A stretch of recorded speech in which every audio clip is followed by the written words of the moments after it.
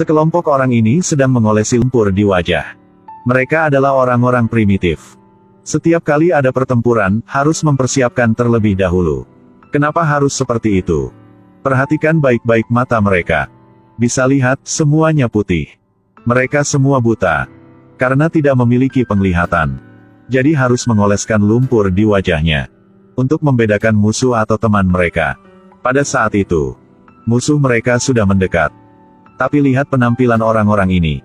Bahkan langkah perlahan. Mungkin Anda tidak akan percaya. Tapi mereka juga buta. Ketika kedua belah pihak ingin memulai perang. Bagaimana mereka akan bertarung? Apakah mungkin mengandalkan nafas untuk merasakan? Meskipun tidak bisa melihat. Tapi pendengaran Baba membuat dia bisa merasakan. Musuh tepat di bawah kaki. Hanya melihat dia mengetuk tanah 2 kali. Orang di belakang segera mengerti. Kemudian bergegas pada saat yang sama. Pukul lawan dengan cambuk. Pada awalnya, pihak ini masih memiliki sedikit keuntungan. Tetapi jumlah musuh benar-benar terlalu banyak. Seseorang di sisi ini diseret ke bawah tebing. Lihat musuh dengan lancar memanjat. Baba memotong tali. Tidak boleh ragu untuk menyelamatkan rekan. Tetapi musuh juga bersiap terlebih dahulu. Mereka menggunakan tangga untuk memanjat tebing. Tidak ada yang tahu. Dari senjata kedua belah pihak. Kesenjangan peralatan antara kedua belah pihak sangat besar. Perlahan. Sisi Baba tidak akan bertahan lebih lama lagi. Baba mengubah strategi, berteriak. Meninggalkan tebing. Tunggu semua orang punya dia udah pergi. Baba langsung memotong tali. Tanah dan batu segera runtuh. Menyebabkan musuh dihancurkan sampai mati. Tapi musuh belum mati semua. Salah satu anggota suku berkata kepada Baba. Dia bisa mendengar. Di bawah gunung ada pasukan perkasa yang menunggu perintah. Sangat jelas, musuh yang baru datang. Hanya pasukan kecil dari mereka. Maka masalah ini sangat besar. Untuk alasan apa mereka datang ke sini? Selanjutnya, saya akan memberitahu Anda tentang pengaturan film. Abad ke-21, karena penyakit aneh. Hanya ada sekitar 2 juta orang yang tersisa di dunia. Dan yang lebih menakutkan adalah yang selamat tidak lagi memiliki penglihatan. Bertahap nanti, peradaban manusia telah mengalami kemunduran. Lalu kembali ke zaman primitif. Meskipun tidak memiliki penglihatan, itu masih bagus. Dengan orang-orang berbeda dan perasaan yang beda juga. Mereka semua memiliki proses evolusi tertentu. Contohnya wanita yang tadi. Memiliki telinga yang sangat tajam. Dan wanita dengan perhiasan di hidungnya. Hidungnya lebih bagus dari hidung anjing pemburu. Dan sejak saat itu, di bumi terkadang akan muncul mutan. Artinya, orang dengan penglihatan. Dan akan dianggap sebagai mutan sesat. Mereka disebut roh jahat. Karena ingin membunuh mereka semua. Sang ratu segera membentuk pasukan untuk berburu mutan. Dan alasan mengapa tentara datang ke sini.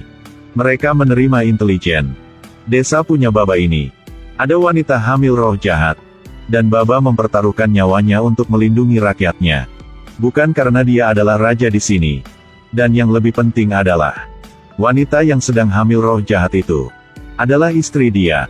Perhatikan, di sini saya harus menjelaskan sedikit. Baba, bukan roh jahat itu. Di saat dia dan istri bertemu. Sebenarnya istri dia sudah hamil 3 bulan. Tapi buat Baba sebentar lagi akan menjadi seseorang ayah. Dia sangat terbuka.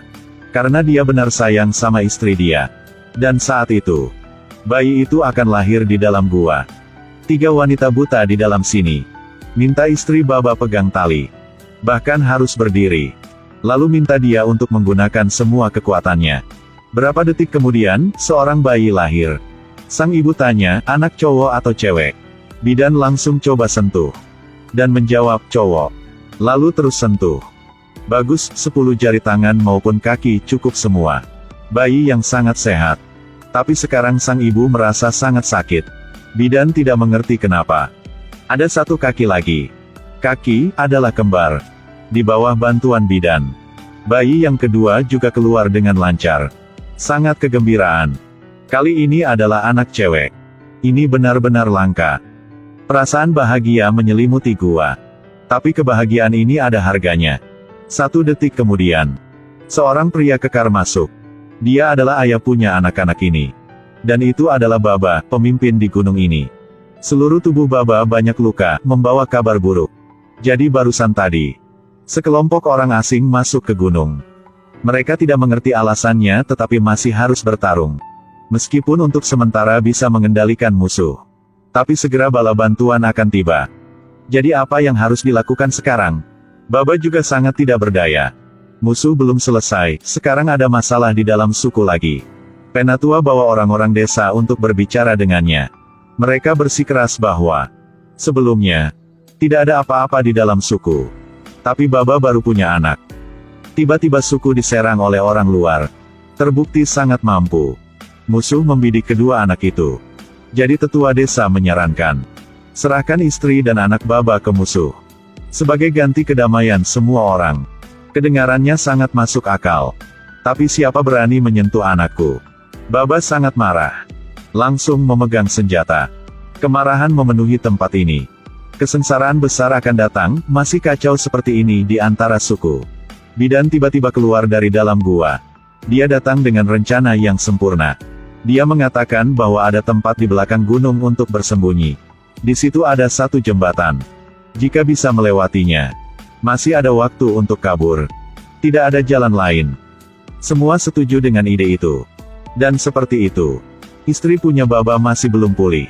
Harus memeluk dua anak untuk melarikan diri. Kelompok pemburu mutan telah sampai ke desa itu. DJ Praveen. Sekelompok orang buta sedang diburu.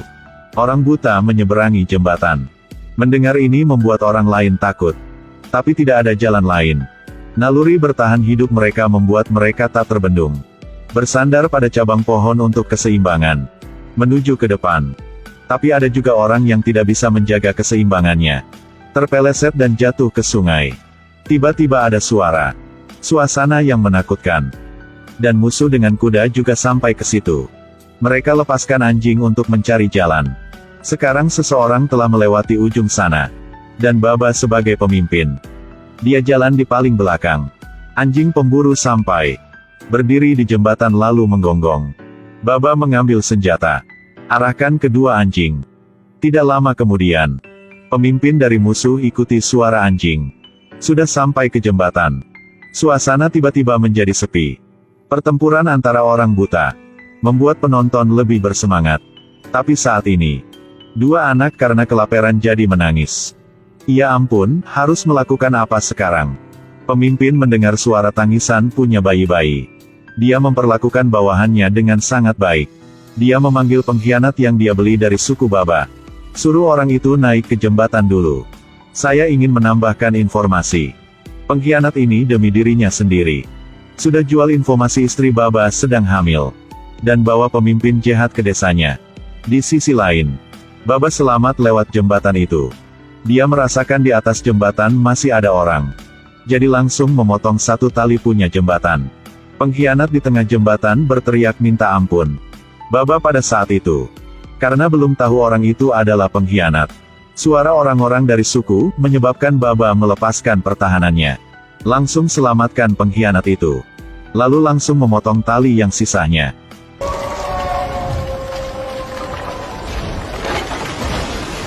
Pemimpin jahat juga tidak panik. Lalu suruh orang bawa burung datang. Membawa berita tangisan bayi. Langsung kasih tahu ratu. Kalian mungkin penasaran. Bagaimana cara orang buta membaca? Kalian coba melihat surat di tangan ratu. Hanya ada orang buta di dunia ini. Mereka mengandalkan simpul tali untuk menyampaikan berita.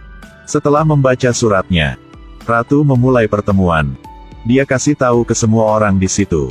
Jika desa punya Baba, ada seseorang wanita lahirkan, anak punya iblis. Iblis di sini adalah orang yang punya penglihatan mata. Ratu memberi perintah. Dengan harga apapun harus bisa menangkap kedua anak itu. Di sisi lain, bidan memutuskan untuk memberitahu semua orang satu hal. Sebenarnya orang yang menciptakan jembatan untuk menyelamatkan mereka. Dia adalah orang yang semua orang sebut iblis. Juga pria yang membuat istri Baba hamil, Jack Ma. Dan istri Baba setelah kumpul semua keberanian juga kasih tahu semua orang. Jack Ma pernah bilang sama dia. Dahulu kala, semua orang memiliki penglihatan. Itu adalah kemampuan manusia yang sangat normal. Bukan mutan yang ditakuti semua orang. Semua yang mereka miliki sekarang. Contohnya pakaian di tubuh. Atau senjata di tangan. Ini bukan hadiah dari Tuhan. Tapi ditinggalkan oleh penglihatan leluhur kita. Tidak sulit untuk mengerti, kata-kata punya gadis ini. Ingin menghapus rasa iri mereka yang tidak memiliki penglihatan. Bagaimanapun, dia berpikir begitu. Karena dia tidak dapat diidentifikasi. Apakah kedua anak yang dia lahirkan memiliki penglihatan atau tidak? Harus memberitahu semua orang terlebih dahulu. Tidak ada yang mengatakan sepatah kata pun. Tapi tidak semua orang setuju. Karena mereka diselamatkan oleh iblis. Sudah sampai sini. Mereka bisa omong apa lagi? Dan setelah itu, semua mereka harus ikuti surat yang ditinggalkan oleh Jack Ma. Temukan tempat tinggal baru untuk semua orang. Setelah sebulan mencari dengan susah payah, mereka akhirnya juga sampai. Jack Ma benar-benar punya hati baik. Sengaja meninggalkan banyak materi di tempat ini. Cukup bagi mereka untuk memulai kembali dari nol. Semua orang mencoba beradaptasi dengan lingkungan baru. Bidan pergi ke sisi Baba. Dan bilang sama dia. Jangan lengah terhadap siapapun. Karena musuh masih memburu suku kita. Baba memegang takdir semua orang. Baba memeluk dua anak, ingin terima kasih pada Tuhan. Seekor burung terbang lewat. Tepat pada saat itu. Salah satu anak membuka matanya. Seperti sedang awasi seluruh dunia.